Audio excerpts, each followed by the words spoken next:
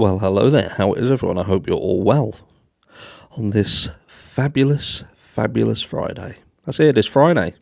We're here. We made it. We made it only just. What a week.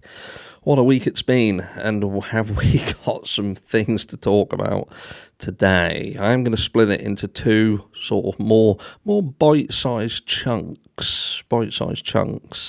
And tomorrow I'll do the docs, because we got some stuff to go over today, because there was a hearing yesterday. I don't know whether any of you actually got to see it. I was watching it until about half past midnight last night.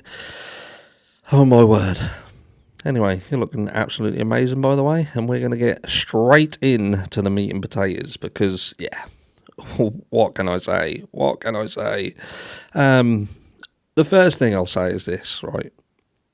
Ryan Koberger's in a situation where he's fighting for his life, and he's got Ann Taylor. Ann Taylor is the person in his corner who is helping him stay out of I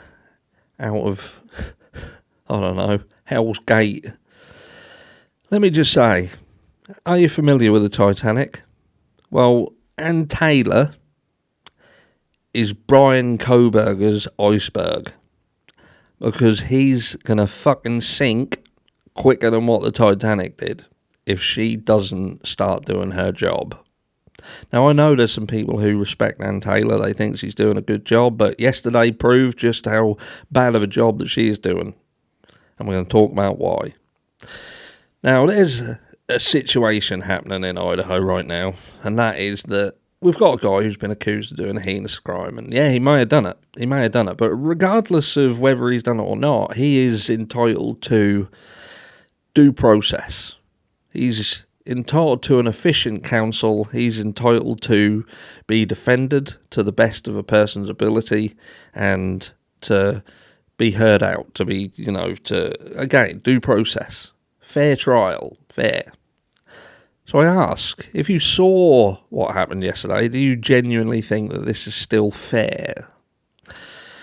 Because I don't. I don't at all. And I'll tell you for why. So Ann Taylor does a survey. She does a survey, and she goes to a company who's been doing these surveys for years, for decades. A company that's done these surveys in Idaho previously. And they are specialists at their work. And don't worry, we're going to get into the real problematic bits in a second. But that's what she did. She used this company that went out and they spoke to the public. Now, in order to learn what the issue is here, you have to first understand truly what the point of these surveys are. Now, the point of the survey is to reach out to a fraction of the community of a place where there's likely to be a jury selected, and find out whether the impact of how the media has been covering this case has affected and caused bias within the community. Sounds simple, doesn't it? But the only way you can do that is to ask them questions about the media and what they've put out. That's the only way to actually fully understand whether there is bias in the community caused by media reporting of the case. Now, in this hearing yesterday, Bill Thompson, he has a problem with it. He's got a massive fucking problem with it. Huge problem with it. In fact, it would appear that what he wants to happen is for questions to be asked that he has written, his own survey. So what he's basically saying is, I don't like these questions, and we're going to get to a funny bit in a minute. You'll see how fucking stupid this is in a minute, right? So he's saying this is wrong. He had a problem with it. He had a massive problem with it, and he went to the judge, and the judge, I'm going to be jumping all over the place because I'm still quite frustrated regarding this yesterday. I got frustrated about the bit that, I don't know whether that was a Freudian slip or not, but how Judge John Judge kept saying about us almost like he was saying us, as in me and Bill, and as you need to come to us, and then he'd correct himself. But, we, as in we, the court, and you two together. But no, you'd already fucked that up with your terminology being used there, Judge. Anyway, I digress. Right. So Bill Taylor he has a massive Bill Thompson, sorry. That'd be like a love child between Anne and Bill, because he'd definitely want to name the kid after himself. So yeah, he turns around. He's like, he's got a problem. He don't want these questions. He wants other questions to be asked, such as, can you remain unbiased? Yes. Thank you. Like that fucking works. And Anne Taylor would turn around and she would say, you can ask a question, and it's not until you ask the question in a specific way that people will give you a specific answer, and that's why these questions are done. What also bugged the shit out of me was, during this entire hearing, not once did Anne Taylor bring forward the professional in all this, the actual person who'd been doing this for decades, had done it in other cases, done it in Idaho already, to explain.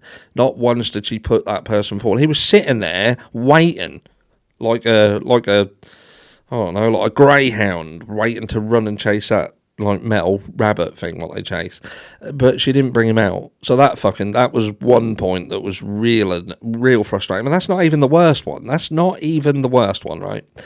Because you've got Judge John Judge, because they're challenging due process, which you think, oh, you're actually right, and there is a due process issue there, and there's a huge point which argues the due process argument and solidifies that, concretes it, rams it home, sticks it up people's asses, and she didn't once mention it, and it's this, right? So the whole issue, what they're trying to say is that this survey, what Anne Taylor is allowed to go out to the public, is in violation of the non-dissemination order, because it talks about things that are going to be spoken about, like for instance, the white Hyundai Elantra. These questions are very specific. They're talking about, well, did you know that there was a knife sheath with Brian Kohberger's DNA on it, that sort of thing? Do you know, or have you seen, heard, or read that Brian Kohberger owns a car that was the same make and model as was seen in the camera footage at Linda Lane, for instance? I'm paraphrasing, but those sort of things, right? Have you read, seen, or heard that Brian Kohberger was stalking one of these victims on social media? Again, so it's delving into whether someone has seen something in the media. And it's like what I said. I said this exact thing yesterday.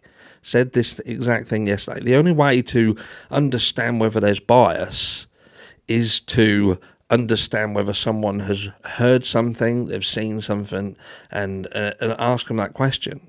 Because there'll be a mixture of things that are factual and non-factual in there, and you can kind of get a gauge on what the issue is, and that's how they did it. Anyone with half a brain can understand that. But like I say, stick a pin in it, because that's not the worst bit. So the due process is that Bill Taylor, I think we'll just stay there with Bill Taylor. Bill Thompson, he has a meeting and raises an issue with Anne Taylor. And he had the following. He could have raised issue. Then he could have said, I'm not happy with this, Anne. Not happy with it, and I'm going to go and I'm going to get this shut down. Anne Taylor still didn't have the brain to turn around and say, Bill, right, mate, listen. In our own documentation, it stipulates that we can specifically use information that's in the media, that's already out in the media, in the public arena. We can use that. We can use it. So that would have shut him down immediately. But what annoys me is that none of them seem to know that. None of them seems to know that their own documentation, their own rules that they're supposed to be able to abide by, absolutely and specifically stipulates that the defence team can utilise stuff that's in the media. So they can do exactly what they've done. But Anne didn't even use that as an argument. She wouldn't even turn around and say, well, I don't know what you're arguing about, because our own rules, if you like, stipulate that I can do this, because I'm talking about stuff that's actually already in the public arena. But the biggest fucking laugh of it all was that Bill Taylor has such an issue with this, has such an issue with these questions going out to 400 people. 400 anonymous people. He's got a massive problem with that. He's jumping up and down. At some points, he's crossing his arms. He's banging on the table. He's getting angry. He's red. He's angry. But he has no problem talking about them openly and explaining all the questions and listing all the questions and telling everybody in a public live stream that's going to be viewed by thousands and thousands of people. Thousands of people, not 400, thousands. So, in effect, what this brain-dead person has done, he has explained all of the questions and shot it out over social media with the judge streaming it, and they've shown it to 10, 20, 30, 40, 50 times more people than Anne did in the first place.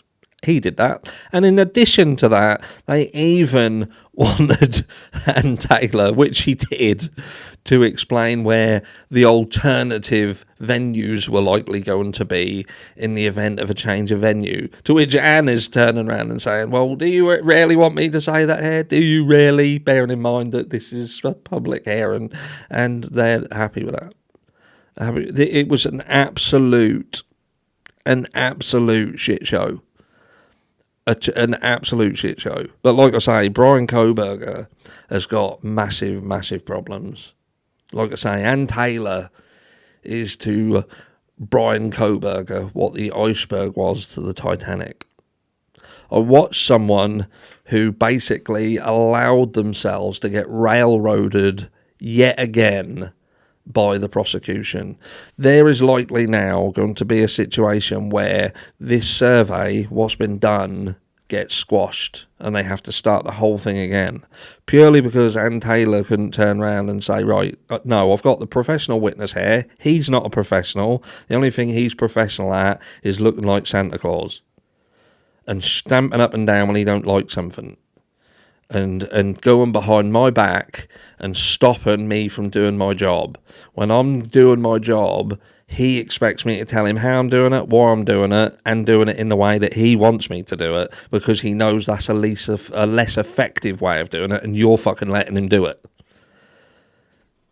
I'm allowed to do this. I'm allowed to use the situation with respect of going to the public and speaking about stuff that's already in the public arena, going through media, because it's already out there. I don't understand how these people who are getting paid what they're getting paid in these jobs that they're getting, the jobs that they're doing, and they don't seem to understand the actual basics of what they've got to abide by. It was very, very frustrating to watch. Very, very frustrating to watch. I don't know how you're supposed to truly get a grip on the bias of a community when the prosecution is telling you that you have to do that without trying to find out what they've been,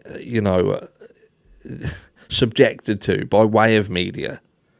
That is it. How stupid have you got to be to think that just asking someone whether they can remain unbiased is a good way of finding out whether someone can be unbiased? Do you know, it's bizarre to me. It's bizarre. And it was indicative of the prosecution trying their absolute hardest to control the way in which the defence are doing their job. And he may as well have flat out come out and said, you are not to do anything unless you run it by me first. And I have to sign off on it and tell you whether I'm happy with how you're doing it. Get to fuck, man. If you saw it yesterday, let me know down below what you think about it. If you didn't, let me know what you think about it now. Later on today, I'm going to jump back on just very briefly because the media have jumped on it, and it's interesting to see how the media have spanned what happened yesterday. And we can look at that together and see whether they actually raised the real issues here and whether they actually brought up Section 2B of their documentation to absolutely ram home that what Anne done was allowed and was well within her rights to do so. See whether they actually bring it up or whether they jump on the bandwagon of this of the state and the prosecution. Let me know down below what you think before we go into it. It's going to be one of them days. But anyway, like I say, you're looking amazing. Stay amazing, and I'll catch you all in the next one.